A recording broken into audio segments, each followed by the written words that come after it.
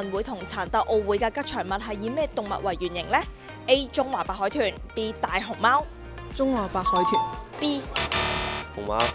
大熊貓中華白海豚 A B 大熊貓吧。喜羊羊同樂融融外形得意趣致，而有海上國寶之稱嘅國家一級保護野生動物中華白海豚為設計原型，取名為喜羊羊同樂融融，寓意喜氣洋洋、其樂融融、團圓和美。15運會吉祥物喜羊羊外表以白色為主色，而代表殘特奧會嘅樂融融就配上粉紅色。